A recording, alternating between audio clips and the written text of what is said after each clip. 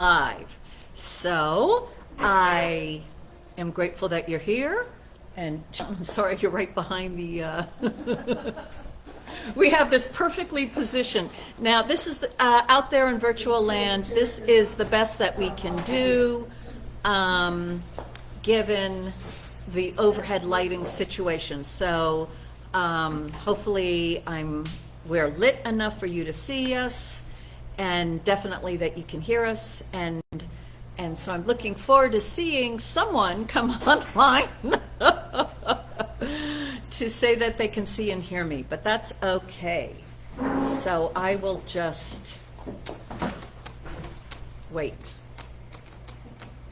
Okay, somebody's out there. All right, good. So let me know that you can see and hear me, and I will offer to you a special spiritual mind treatment when you let me know for what you would like me to treat. So if you could say hello, that would be great. And I'm ready to do a spiritual mind treatment as soon as we get that thumbs up. Joaquina, California, right? Are you in California? Okay, thank you so much. Say hello to Tinkerbell for me. Her dog is famous, was on Dog Whisperer, yes. So Tinkerbell with this very, alternating with this very, very scary dog. But it wasn't the dog, it was the owner. All right, so, well, that's what Cesar does. Sure will. Okay, all right. I will begin. And I'm going to do a spiritual mind treatment. What should I treat for? Inspiration, creativity, that sounds good. Creativity in action with clarity. Good morning, Clee. You also win a special spiritual mind treatment. Let me know. Okay, so that's enough. Right? What? Order, okay. Order too. Okay. Creativity in action, clarity.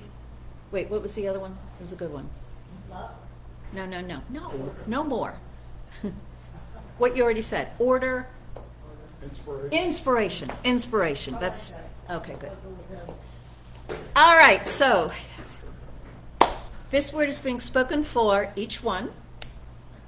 And if there's anyone you would like to have included in this special knowing of truth, just think of their name now and know that this word also includes them. Likewise, any place or situation on the planet, any country, any group of people, you can think of that also, because this one infinite mind is infinite. It can handle it. God can handle it all without our help whatsoever. There is only one life. That life is God's life. God is expressing itself in creating this universe. Its creative activity is continuous, ceaseless. The divine, being a divine creator, cannot not create. It is creating. Living is creating. Being, expressing, living is creating. Any belief in anyone that somehow creativity is a special thing that only comes in certain moments is erased, evaporated, and vanished. The creativity of God is omnipresent and is creating. The law of the creative process is taking all the thoughts being held right now by each one and creating a perfect mirror of that which is believed in within. And so this creativity is ongoing, and each one is able to connect with this ongoing creative action of the universe and to be one with its thoughts, felt as inspiration. It is the filling up of the presence of spirit within each one, so that each one is experiencing Spirit's everlasting newness. That Spirit is always thinking of the new form of expressing its changeless I am that I am. And so each one connecting now with crystal clarity to that great I am that only knows I am. Each one is seeing with its eyes and is allowing an experience of continuing new expressions of that which is changeless, that which is Spirit itself. This expression of Spirit is always done in ways and means of harmony and of order, of peace and of goodness. This act of creation is fueled by a divine desire to express itself, which is love. I am that I am expressing itself is love of what I am and love of what that I am. So each one connected to this source of all, connected to this eternal, omnipresent being, is receiving now its ideas, always ideas ready to take new forms, new expressions, new relationships, new environments. It is the gift of youth.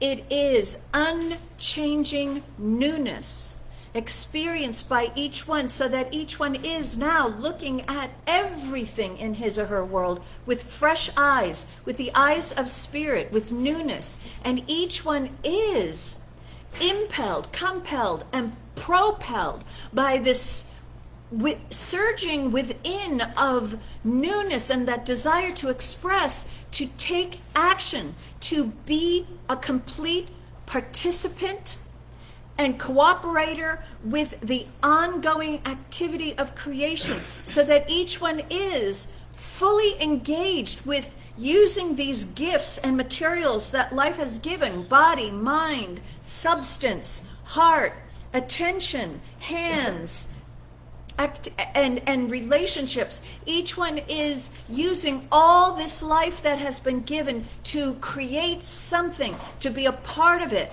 to be right in that flow of activity, to be a full participant, so that each one is the fashioner of that which he or she desires to express. Each one is an expresser, an actor, and filled with the fire and wisdom of newness. Each one is creating something he or she has never seen before.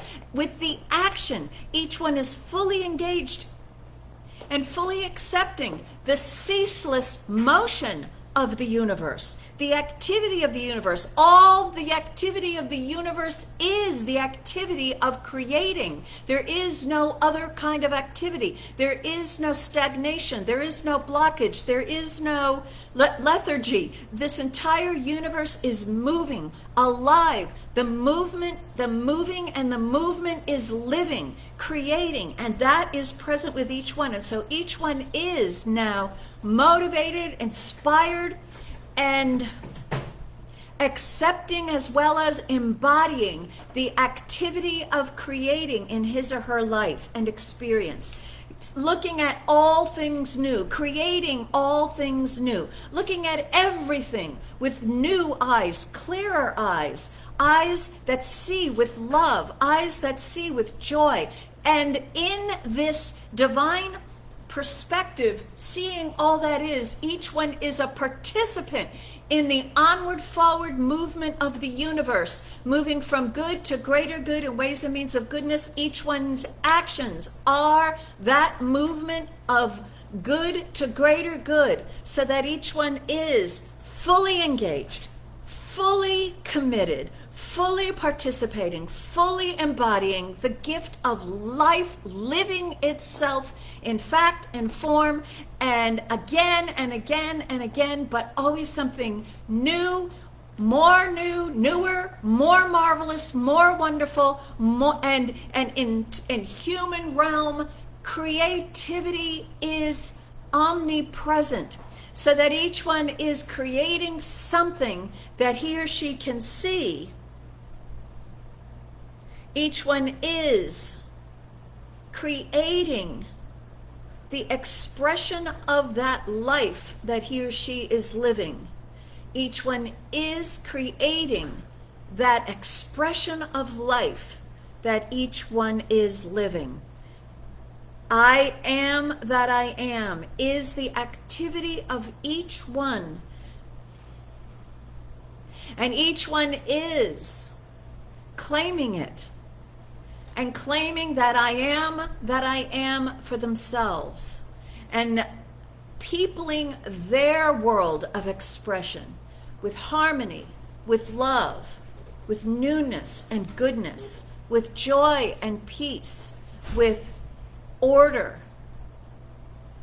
and fully supported in being that which each one is fully supplied with everything that is required, and that inrush from within of all this good is the materials that each one uses in expressing and creating all that each one is producing into this world. Each one is that divine producer in his or her world, active, cooperative, inspired, happy, joyous, alive, and healthy, and supported with the full backing of the universe and all of its good.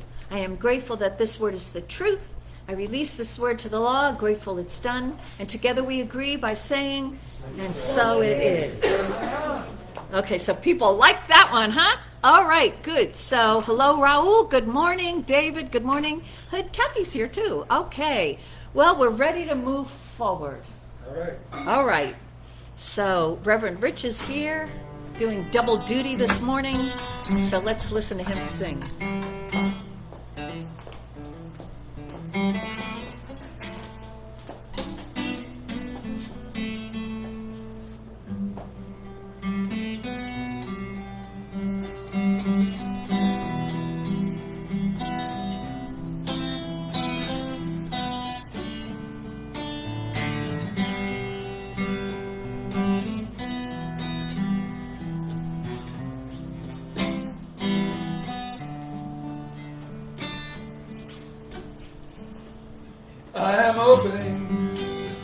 I am opening, my heart is ready to receive. I am opening, my heart is ready to receive. I am opening, my heart is ready to receive. And so with our great creative treatment that I just gave, let's open to the good. Let's be clear about what we are opening to. Only that which is the good, the beautiful, the true, or the fulfillment of the desires of the heart, or any of the qualities of God. They are all present here, wherever, here, now, and we claim them and experience an increased in all of them, and certainly a fulfillment of that which is within our heart. So let's know that now.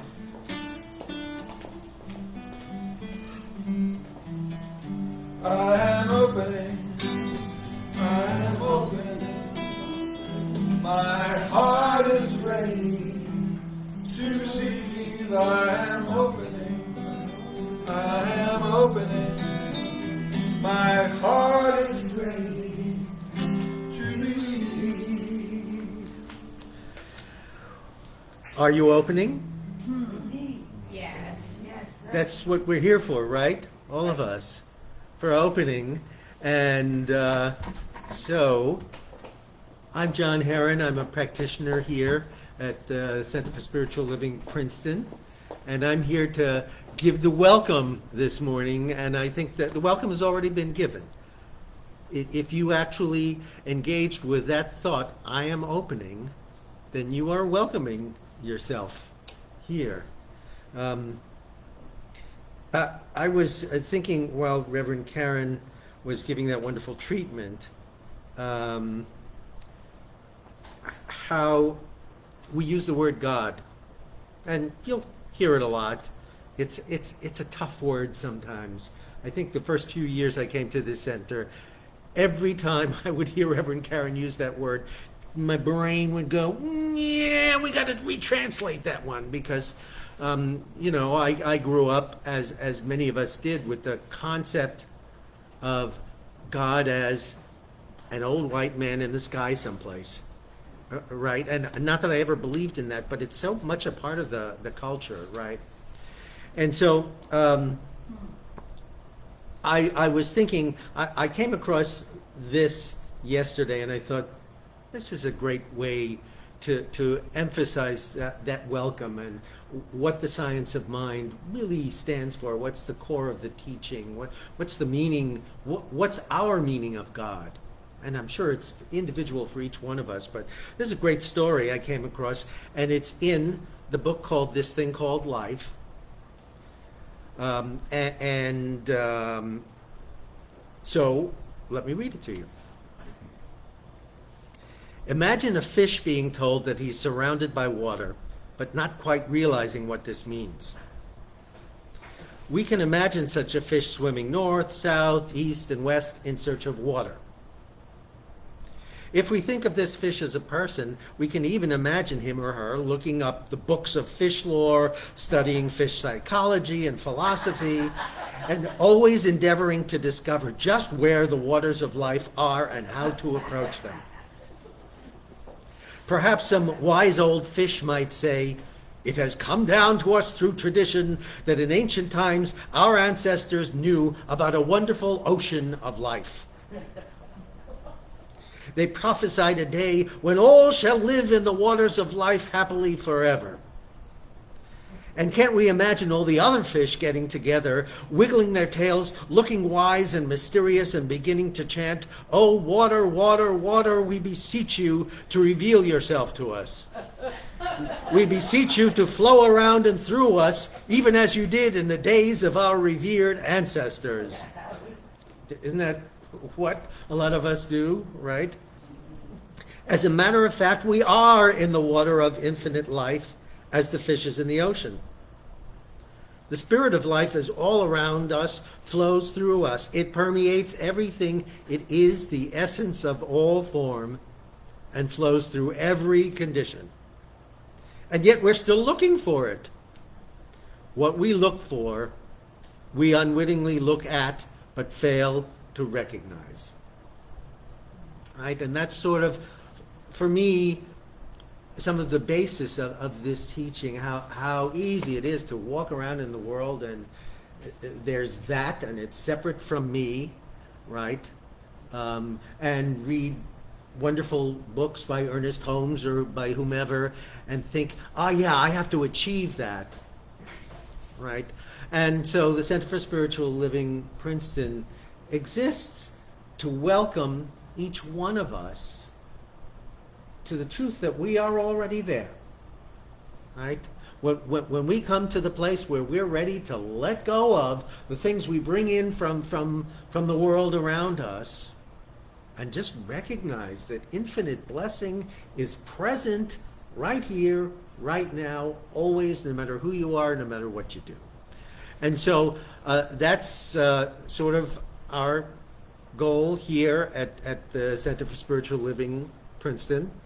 We are a loving, healing, and inclusive community which teaches and practices the principles of the science of mind for the well-being and spiritual growth of ourselves and the world.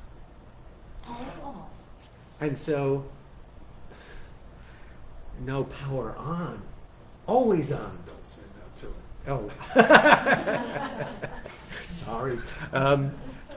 So this week on Tuesday night, our practitioner Susan Neat will have her usual meditation at 7 p.m. And if you go to our Facebook page, you'll find all the details there about how you can join if that's something that you would like to do.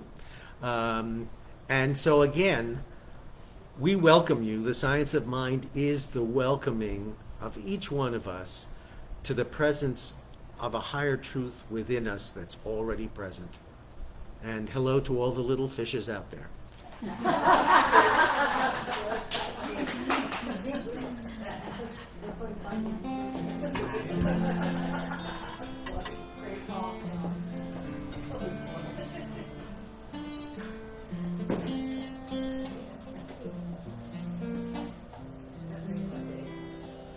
In the silence there is peace.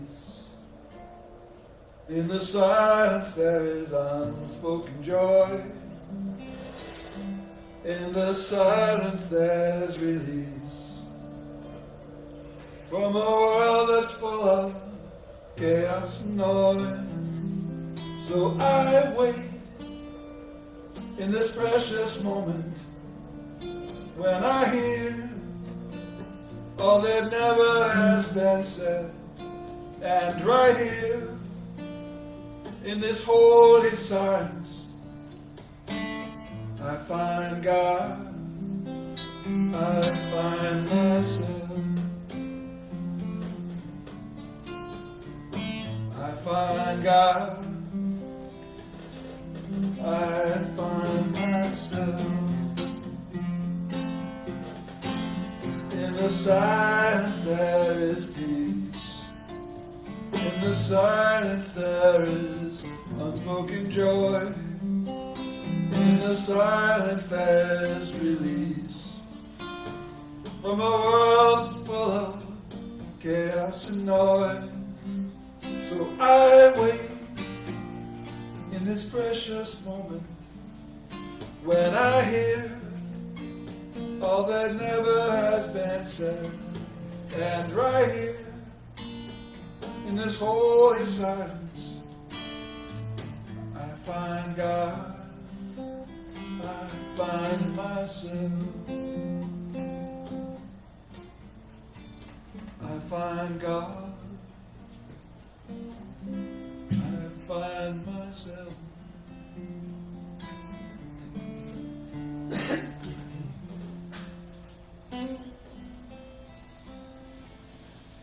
Oh, good morning, everybody.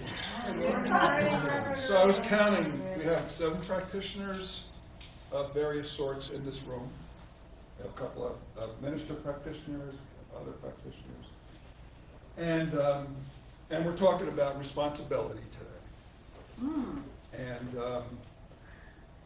there's a lot of thoughts about practitioners and responsibility, and we have to really be careful to not think that we are doing the healing, or that we are bringing about the change.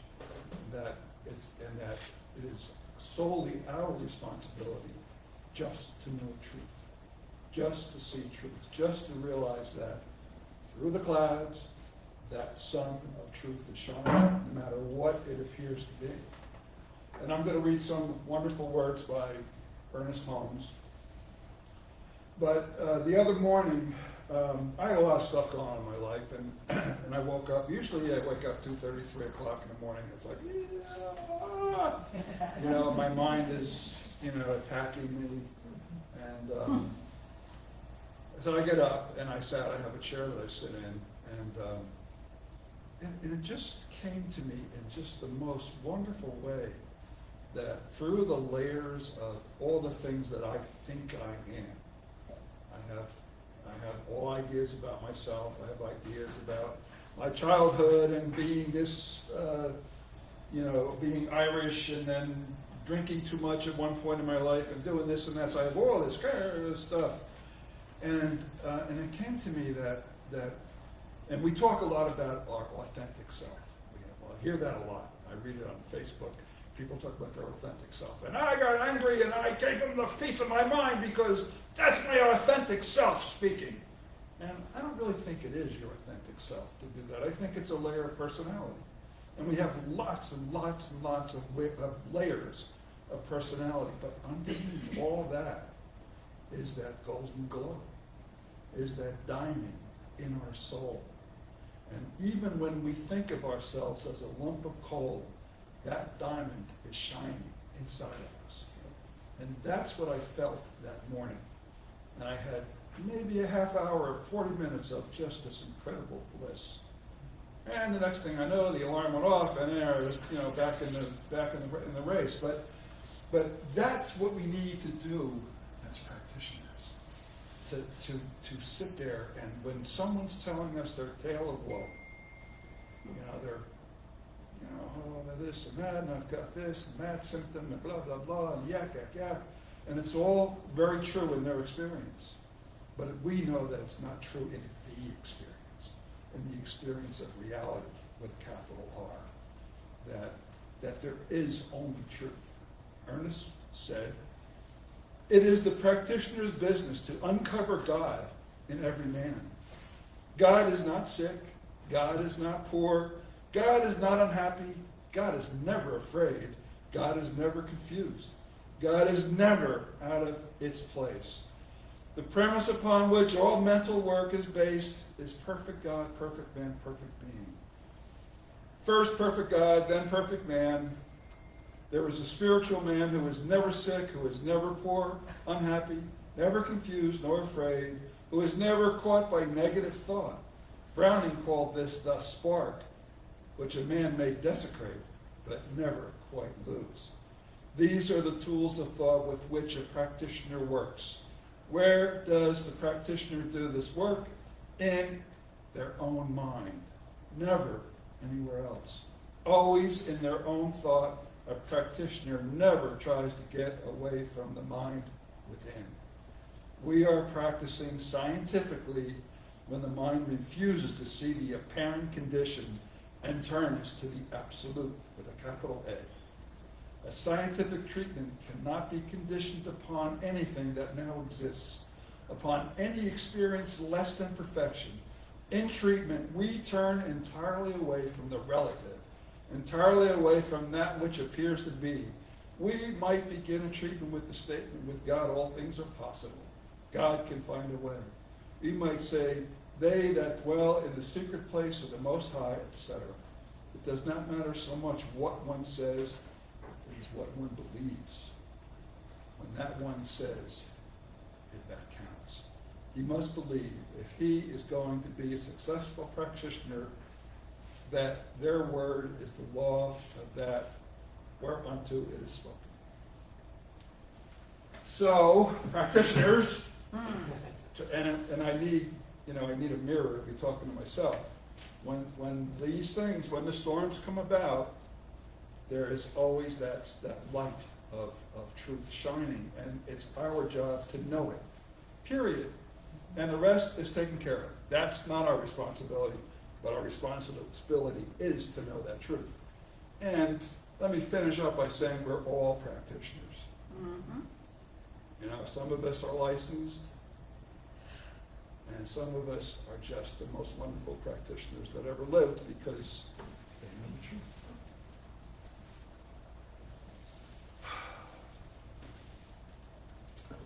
So it is my job right now to know the truth. And I speak these words. I speak them with absolute confidence and absolute conviction that there is one power, that there is one universal love, life, truth, intelligence, creative process, spirit, soul. It is all there. It is all in each one of us. It is there expressing. And I know for each one that we are able to fully feel it working in our lives. That when these things come about that don't seem to be what we want or what we need or going to be not perfect, that we can see and feel the truth of being, the truth of knowing that power is within us, that it is shining inside of us, and that we can feel it moving, that we can feel it moving in the most magnificent ways and the ways that we can never conceive of. because that's not our job to conceive of it. It was God's idea. It was God's idea moving. So I know for everyone here and for everyone that would like to be here, that truth is yours. That truth is known. And that you are easily, in the darkest of hours, able to easily see and feel that truth. Able to see and feel that light shining. And to know that even though there's no way, as in our human selves, we can see the answer, that answer is easily known and easily implemented by that which we call, whatever we choose to call it. So I give thanks to that which indwells each of us. I give thanks because this treatment has already been implemented and is moving through our lives in the most incredible ways. So I invite you to join me in releasing it and letting it go by saying, and so it is. So it is.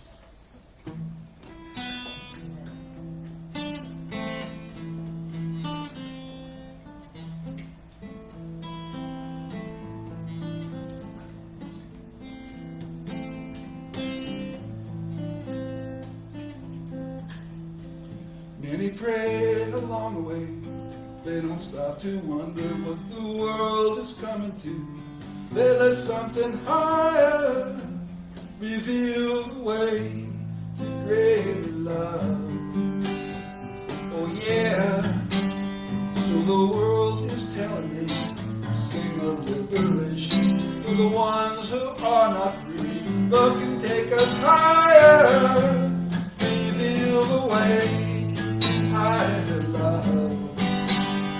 Oh yeah, so we let it wash over us, we let it make us kinder, we let it make us better, we let it be, we let it early in the morning, we let it hold us together, we let it down forever, we let it be, yeah.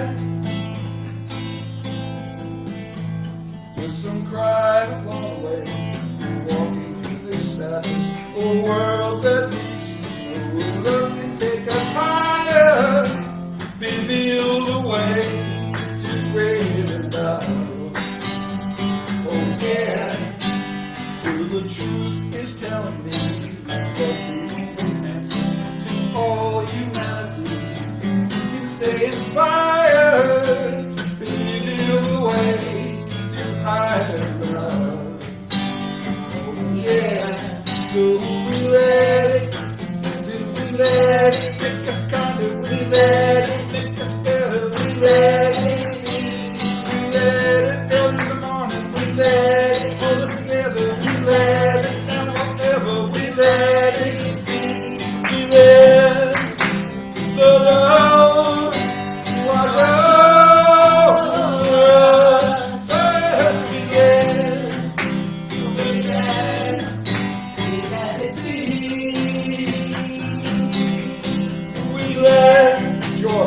The joy wash over us.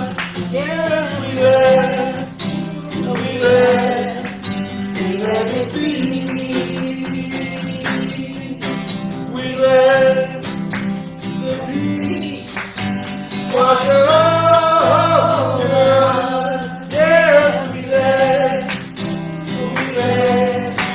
it be.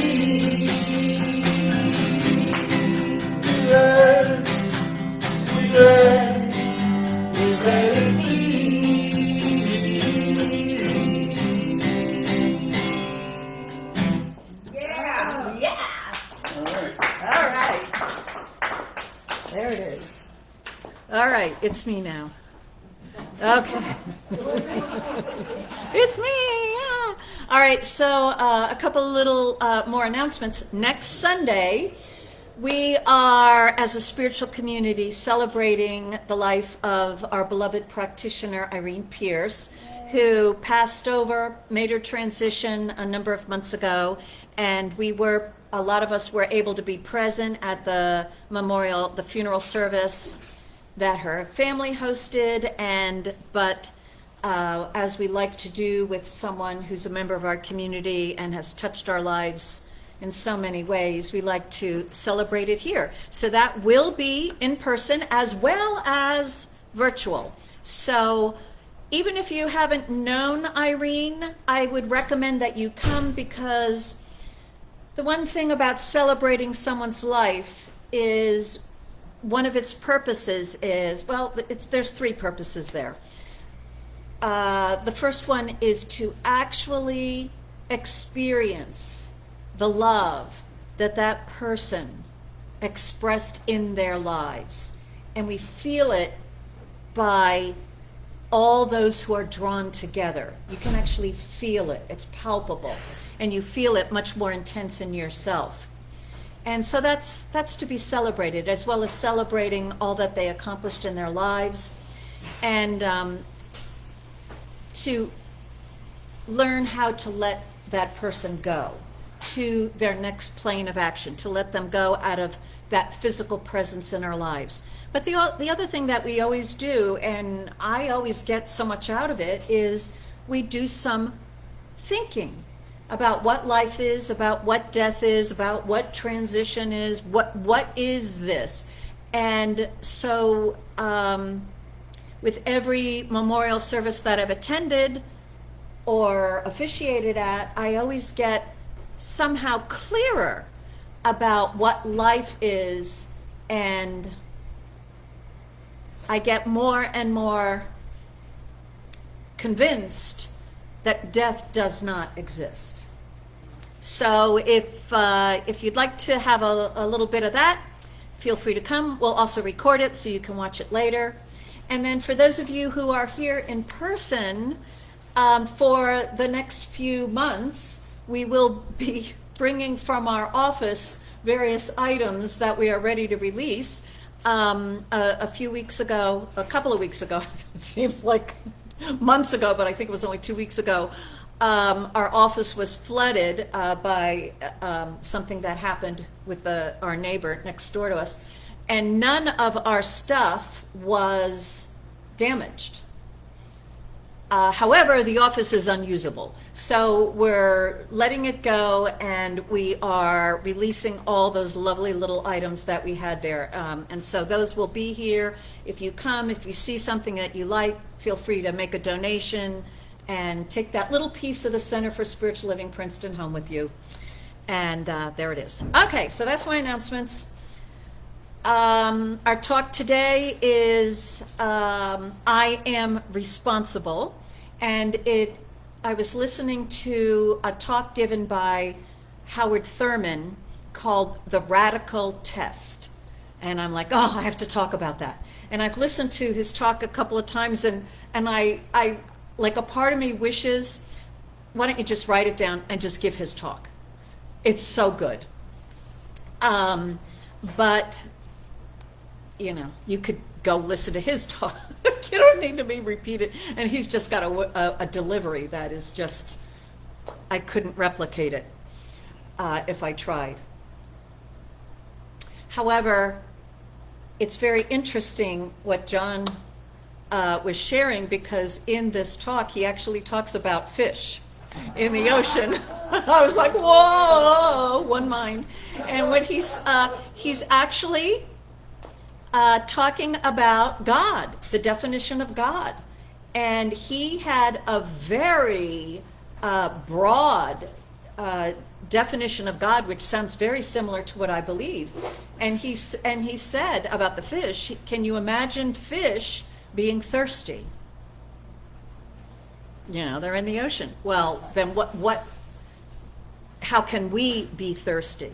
So that omnipresence of God is what I believe he is saying about God, and he does place God, being omnipresent, at the center of each one of us, at the center of our own being. So when we say, I am responsible, we are connecting to that divine self within us and claiming who we are. He says, he said that we can live life always aware that we are under the scrutiny and judgment of God. That we can live life always aware that we are under the scrutiny and judgment of God. Now, as John said, if you say that word God with that old belief that you might have had about it, the judge, the scrutinizer, and you're going to hell kind of definition, I don't want to live life under the scrutiny and judgment of that God. But he actually then takes that God and puts it into our very own heart. And this is what he's saying, that we are always living under the scrutiny and judgment of our own self. And so we get away with nothing. You know your values, you know what's important to you, and you know your actions. And whenever we take an action that is in opposition to what we have claimed to be our value, we feel it. And we actually feel a dirtying of our soul inside. He says, in my private life, in my secret, intimate, private life, no one else can see it, but you're aware. And he told a little story as a young man how he got away with something. His mother told him never to shoot marbles for keeps.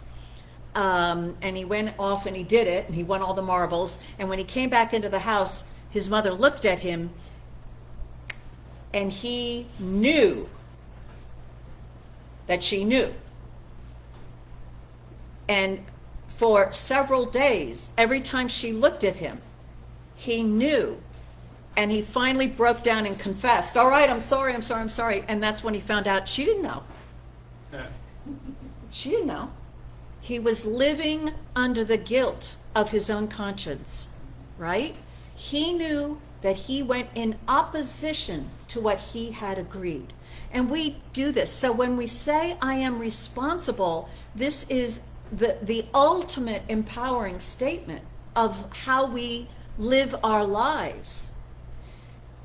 We are only you for you, only me for me, knows what's in our heart, knows what is important to us, and knows when we're a little with it, a little loose. And we break the integrity of our own being. And it doesn't feel good. And I was raised Catholic. Many people loved going to confession because they felt like, oh, I got it all out of me. I confessed, I'm free, I'm clear. But I never felt like that. I always felt so guilty that I felt like I didn't do a good confession. So I was now guilty for the bad confession.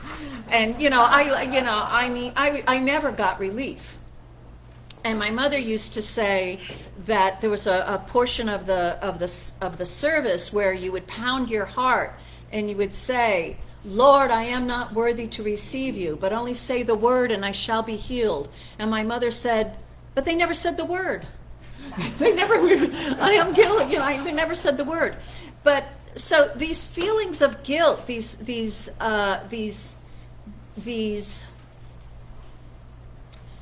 rifts in our soul, we feel them. We can overlook them. We can squash them down. We can pretend like we didn't do it, but it haunts us forever. And yes, it does physically materialize as our bodies, as our worlds, as our relationships. It does show up. He says, if I can read this right, inherent in life is a logic and an order. And every facet of life is a mirror of the experiences of that life as it lets life express itself. I had to write it down. I'm not going to read it again. It's like too long a sentence. I'll try to translate. Every facet of our life, every thought, every choice, every action, every reaction is fully known in us. And we know when we stray from what's important to us and when we are aligned. We call it, I want to be centered in God. But what takes us out of our center is our own wishy-washiness. Right? This is why it is so important to be careful about the commitments that you make. Yes, to others, but most importantly to yourself. I remember in the book First Things First, by that great author, who knows his name? He wrote Stephen Covey, 7 Habits of 7 People. He wrote that book too. Okay, in First Things First, no, actually, I don't know, one of his books, he says that we have to start rebuilding our trust account because we have squandered it. We are in debt to ourselves, and the way that we get into debt to ourselves is when we tell ourselves, tomorrow I'm going on a diet and I'm going to stay on it, and and then the day after tomorrow we got to have that cookie. Boom, our own trust account gets reduced. We don't trust ourselves because you said you were going to be on a diet and 2 days later you ate the cookie, and our trust in our own word is lessened. And so what we need to do is to rebuild that trust account. And the way we rebuild it is by being really careful about what we make a commitment to, what we say to ourselves. That's why they've discovered, since he wrote these books, the blessings of baby steps, of building a habit with a particular action that's the easiest thing in the world to do. Because what we're really doing is rebuilding that trust in ourselves. So when we say, I am responsible, we are fully aware of the commitments we've made.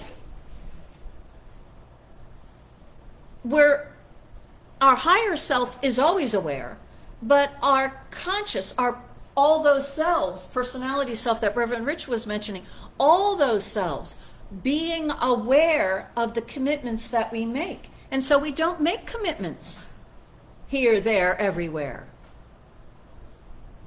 We don't make commitments because we know what it means. And we are careful with those commitments that we make because we are careful with our word, our own sacred word. Not for other people's benefits, to trust us. Who cares whether someone trusts you or not? You need to trust yourself, or else you can't live with yourself. Right? The sleepless nights that I've had when I did something I knew I shouldn't have done. It's haunts it, right? You know, you're like, oh my God. And then, okay, so good old Reverend Rich, right? So what do? You call a practitioner. I'm so sorry. But, yeah, we need to make a confession. And this where the spiritual practice of self-forgiveness is so valuable because it's a technique, a spiritual technique to make peace within your own soul again, to make yourself whole again, to make peace with yourself. So a few months ago, I've been guided to go into the medical community and see what they have to say about me, and so I received a physical diagnosis that I believe did not exist before lockdown. So, in my opinion, and certainly the doctor will not agree with me, I knew during lockdown that I engaged in one particular behavior that I was not divinely guided to do. But I'm on lockdown and I'm feeling so bad and I need some relief from the stress. So I was saying I'm not responsible for my reaction to the lockdown.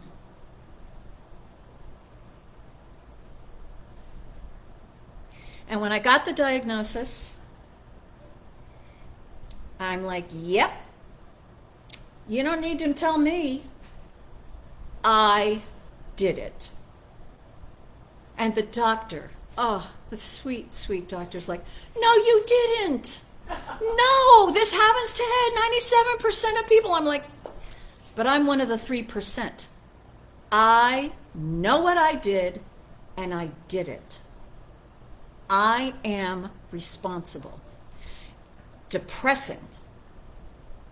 Definitely, when we admit the responsibility for the mess we've made up of our lives, whether it's a little thing like I have or a big old thing or, the flood at the office, when we admit to it, it feels lousy. And I'm crying, and he's like, I feel so guilty. He's like, no. I'm like, you're very sweet. I know what I did. Then I am responsible for the actions I take now. And the only thing I knew how to do was I have to forgive myself, but this is not just a forgiving of self, but this is I have to walk through this journey in the medical world step by step, knowing who I am and I am responsible and who I want to become at the end of that journey.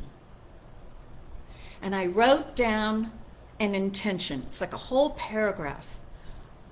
And it's not, I want everything that, not the end result. I want to, whatever, the problem to go away. No.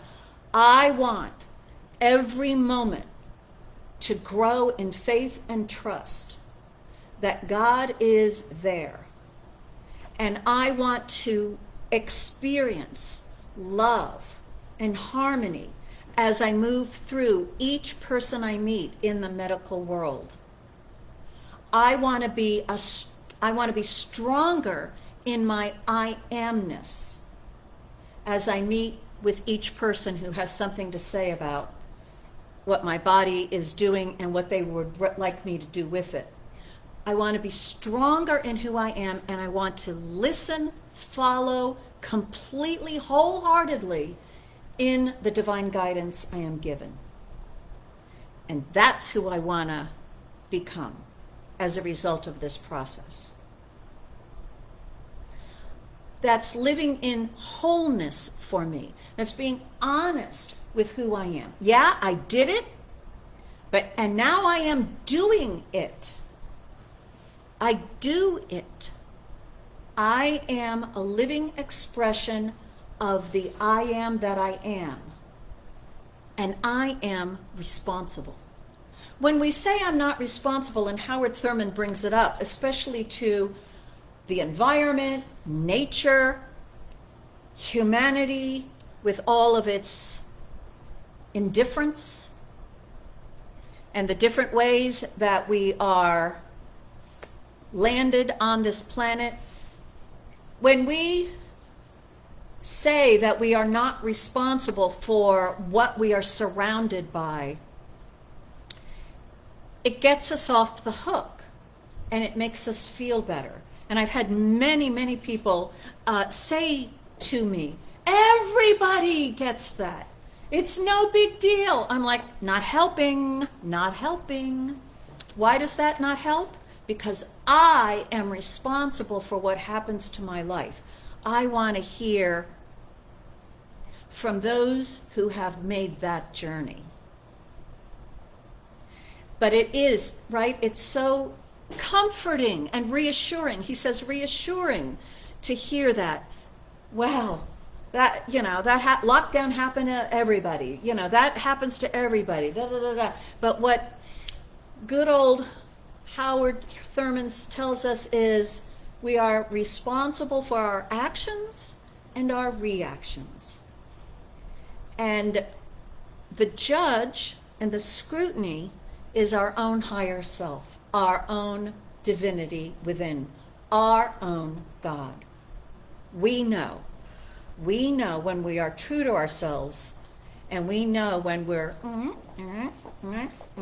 right? And when we know, right? I a number of years ago, when my mother made her transition, I thought about what I've lost in losing her relationship with me. And what I lost was the only person in the world who I can act like a baby with when I wanted to. So that when different things happened to me, I would notice, like say something awful in the world happened and I was not sure of my reaction. I would go through all the people in my world that I could share with and choose the one who would give me the response that I wanted. So my mommy was great for general pity and here's potato chips and dip and just sit on the couch and, I expect nothing from you. Oh my gosh. The gift of taking a mommy for granted. We all have that, right?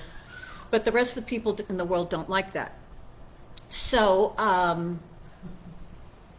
I realized I had friends that I could whine with, right? So when I was faced with a situation and I didn't want to deal with it honestly, with integrity, and making that choice, I am responsible and responding, I would seek out those friends who would agree with my wishy-washiness. You ever do that? I mean, I'll still do it for a while.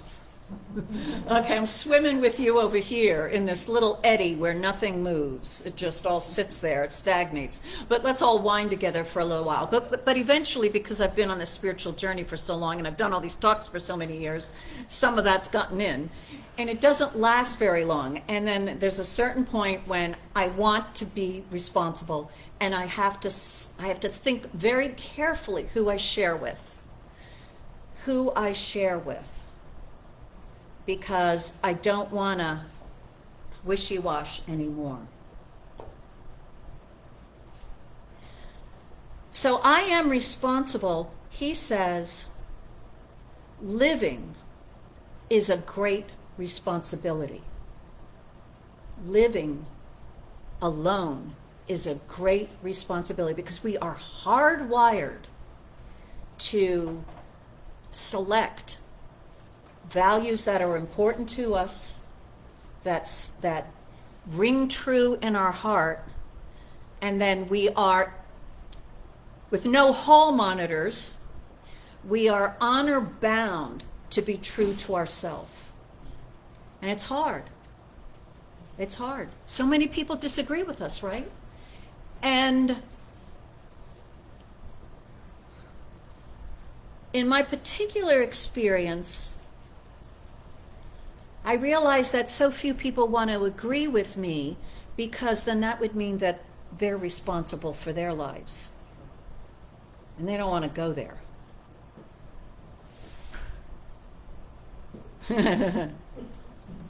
I'm a hard patient.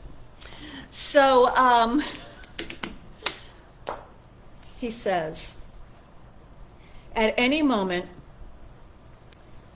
the history of any particular life is the judgment, and the judgment is the history. So when we are living in scrutiny and judgment, when we are living under that scrutiny, it's our history that is the judgment. We have to live with our history. I did it. I wishy-washied it. I blew it. Oops. You go, oops, if you make a mistake that can be fixed, and an uh-oh if you make a mistake that's not so easy to fix. I learned that one. But that's in our history, and the judgment is the history. We carry that. But at any moment, thank God, right? We can come clean. Come clean with our own hearts, with our own souls. And so we do. We do. I think our spiritual practice is an action of coming clean, an action of returning to our center, of renewing our connection with that which is the all good, and to connect and make a commitment yet again to live with that integrity. Now, Howard Thurman also gave another talk or a poem, or he wrote something, essay, I don't know what you call it. Keep before me what is it? Integrity of my soul. That's what I think. I think keep before me the integrity of my highest resolve. And so he's a man, as he shared, he really walked his talk and he talked his walk. He really was in relationship with the divine within him and everywhere around him. And he did have those moments like all of us, like right now, right? I bet every one of us, right? We're like, that's it. I'm going to live for my integrity, my highest resolve. And then, tomorrow, or as soon as you shut off the computer, as soon as you go off, you're like, whoa, I don't want to deal with that. I don't want to do this. And off we go. So he understands the human pull to be weak, to not be true to ourselves. He understands that. And we need to understand that too, so that when we say I am responsible, it's not that stern, you're a bad person, you are responsible, but you're also responsible for how you treat yourself when you realize that you've behaved in opposition to your highest ideas. So being responsible to yourself includes loving yourself when you do good and when you do bad. I am responsible for when I am empowering myself, and I am responsible if I choose to rip myself apart with remorse and regret. That's not what we do. That's not what we have to do. When we say, I am responsible, we are saying we are able to face the worst of ourselves, our behaviors, our actions, our choices, our thoughts. We're able, our feelings, we're able to face it and say, yeah, I had a hand in getting myself here. And now, what am I going to do about it? That's the responsibility that we're talking about. So yes, as I had my little journey, I had that moment where I confessed to the doctor, and he's like, no, and I'm like, what are you don't know anything. It's just your job. I didn't say that to him. Building a relationship here. Let's stroke your ego. Okay, all right, if that's what you say, sure. But I'm responsible. And then what am I going to do about it? Not what everyone else is saying I do about it. What do I do about it that is true to my own heart? What am I going to do about it? That's what my actions are. That's what my next steps are. And then, of course, being the way that we are in this teaching, and it's got to include my growing relationship with the divine, so that my intention that I wrote up, how I walk through this, included And I'm going to be supported by God in all this. That's the deal. And Howard Thurman agrees. When we do stay true to ourselves, yes, we have that full support and backing of the universe behind us. We feel the strength. He says that's what God does. When we get true to ourselves, we feel that surge of spiritual strength within us, and we're able to take the steps we've decided to take, one by one. Calling on God, hanging on God every which way. So, that's a lot to think about, right? Yeah. I am responsible. Living life, always aware that we are under the scrutiny and judgment of our own higher self, who loves us and forgives us and gives us another chance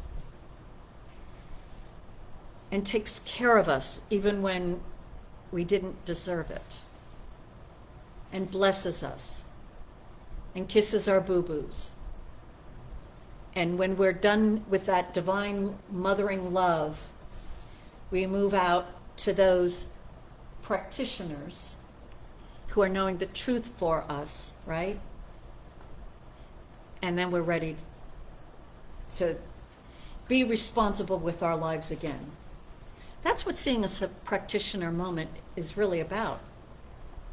I am responsible, and let me hire a practitioner. If I'm going to do this, if I'm going to be in integrity, then I need some spiritual support. Yes. Amen. So let's move forward with all those thoughts. Take a breath. We'll see how many people lasted. And Reverend Rich is going to sing our next song for us.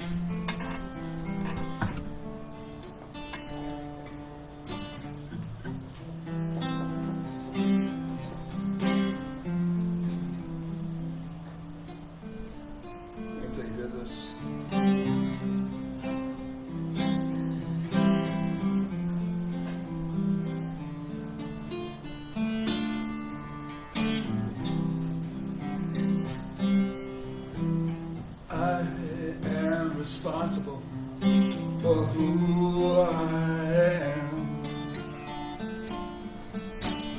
I am responsible for who I am. I am responsible for who I am. Who I am.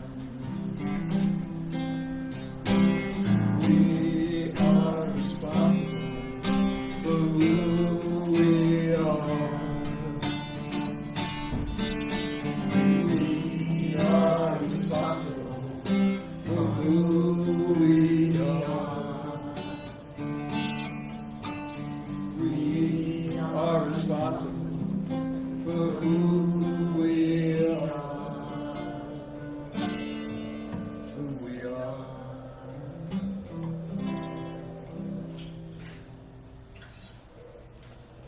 And so now we do our ritual. We do our little ritual of giving and receiving. We do not give because God needs the gift, but because the giving increases, broadens, and deepens the life of the giver. Nor shall we give from the standpoint of duty. The universe refuses to bargain with us. It already has given us everything it has.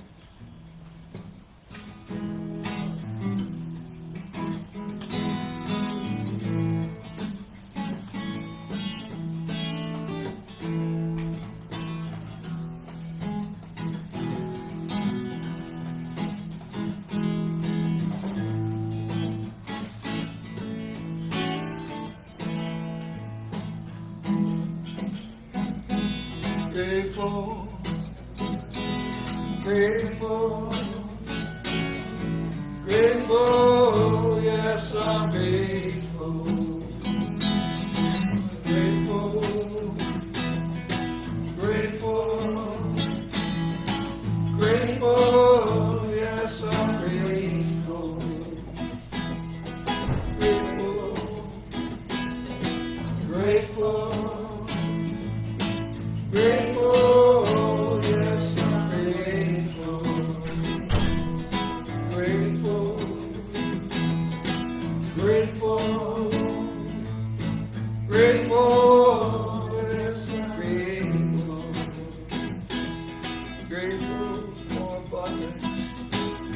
grateful for abundance, grateful, yes, I'm grateful. Grateful for abundance, grateful for abundance, grateful, yes, I'm grateful. Grateful, grateful, grateful, yes, I'm grateful. Grateful, grateful, grateful, yes, I'm grateful.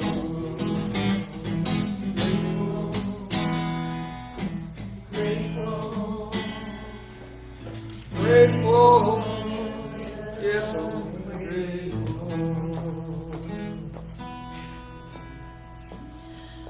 All right, so thank you so much. Let me do a treatment. Tina, Laura, Debbie Joy, hello, glad you came. And this word is being spoken for each one. Look, there is only one life. It is a great and glorious life, and this is the life that is each one's life. And so each one simply now just agrees with this life. Yeah. Its great and gloriousness, accepts it, and lives in cooperation with it. All unconscious or conscious, resistance, rejection, rebellion, all namby-pambying and wishy-washying is all erased, evaporated, and vanished. Each one simply, naturally, directly, openly accepts this great and glorious life and enjoys it in thought, word, and deed. This word is the truth. I'm grateful it's the truth. It is done, and so it is. And that's the way it is. Reverend Rich, take us away.